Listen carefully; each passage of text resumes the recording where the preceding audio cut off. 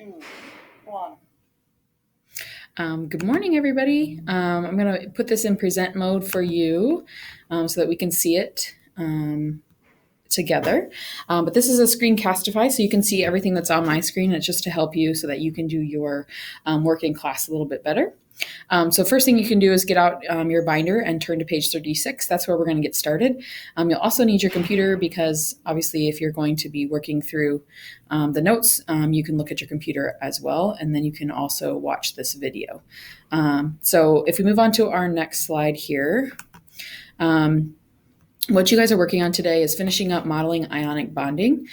So if you take a look at writing an ionic formula, we've done the Lewis dot structure. So here is the Lewis dot structure for calcium. You have 2 dots because it's in the second column. The other one for phosphorus has 5. It's in the 5th column. If you swap and drop or count up how many this has, you have calcium as 3 because you can count 1, 2, and 3. You have phosphorus as a subscript of 2 because you have 1, 2. Now, I just rewrote the formula here so that you can say that, hey, this is the formula for calcium phosphide. Now, what does that tell us? It has the subscripts, which tells us how many calciums and how many phosphorus. But why would we want to waste all this time doing a Lewis dot structure every time when there could be an easier way? So another way that you can actually look at it is simply put the charges up at the top of this calcium right here. So the charge for calcium is 2 plus, and the charge for phosphorus is 3 minus.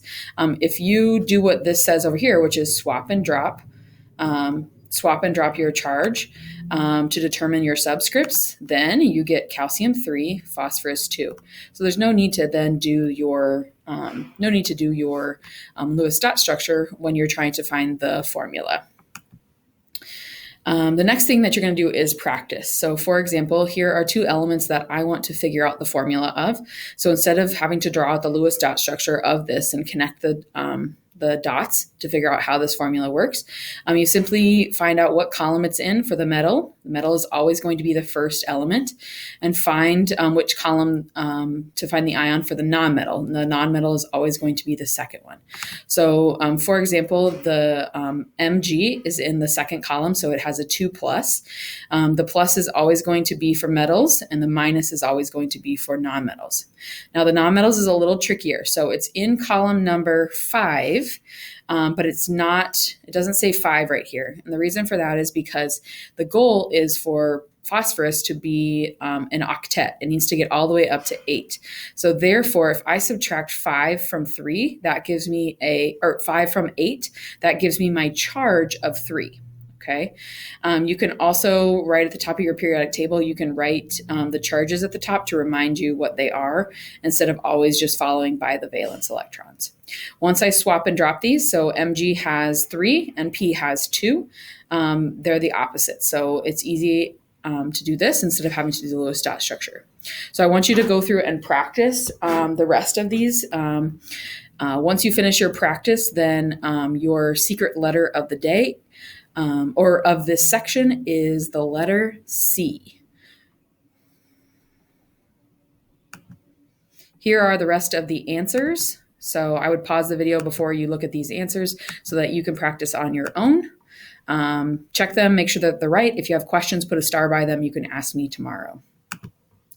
The next section is just simply more practice. So what you're doing is you're kind of seeing or gathering all the information up together so you can see how the information fits. So for example, you're just going to, on the first one, put the element symbol Al.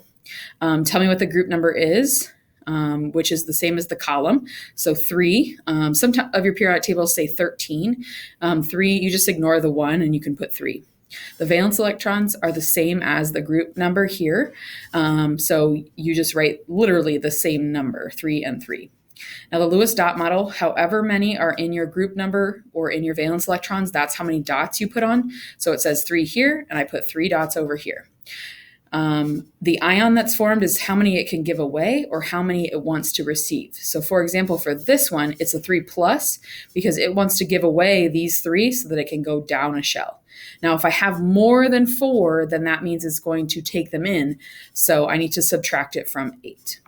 So If we take a look at the next one, for example, phosphorus, that has a group number of 5 here.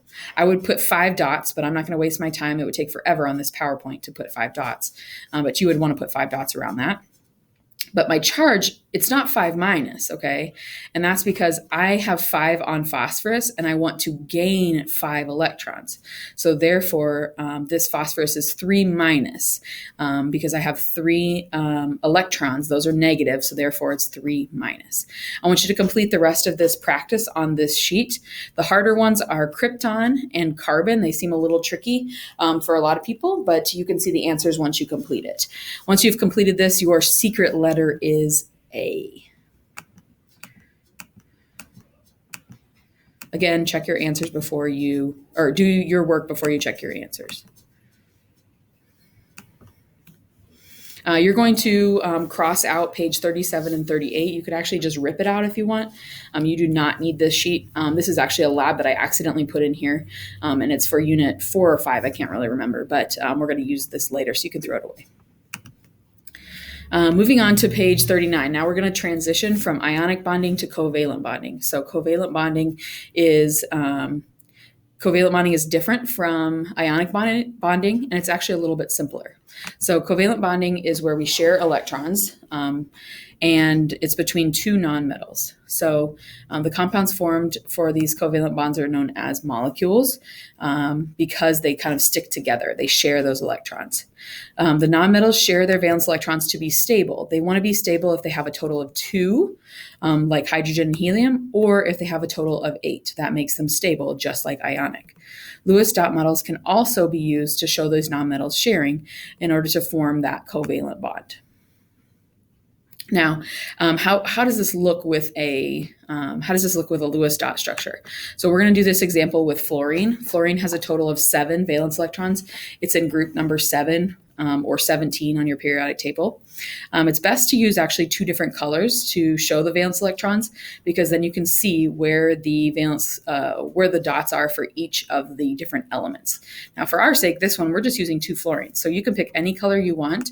And the goal is for the 2 fluorines to actually get up to 8. So if you can see fluorine number 1 over here, I did not color code them, but if you picked, let's say, pink for this one, for fluorine number 1, it has 1 open spot here. Now, fluorine number 2, you could pick, let's say, blue, and it has 1 open spot here. When they bond together, they're sharing these 2, so you want to put them right next to each other. And you can see that you would have pink on this side and blue on this side, and they're sharing right here between the 2 Fs.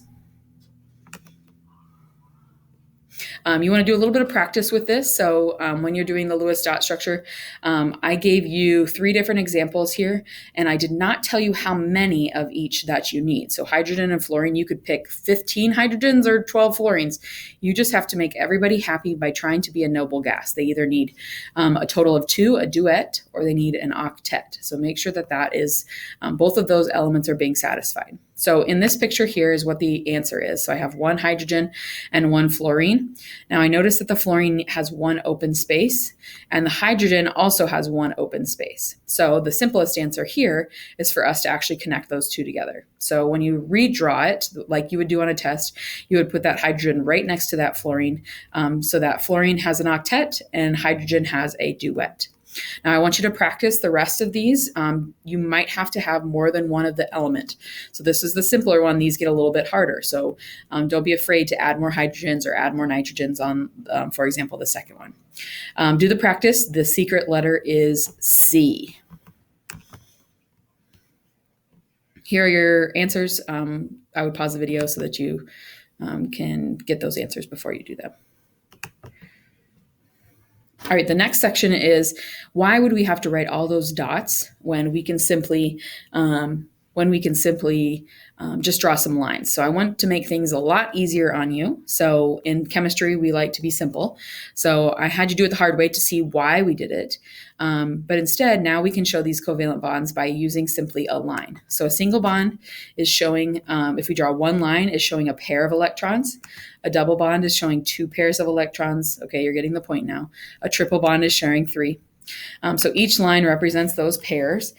These symbols are basically shorthand. We want to make your life a lot easier. So if you see down here, this was our original fluorine when it was connected with the Lewis dot.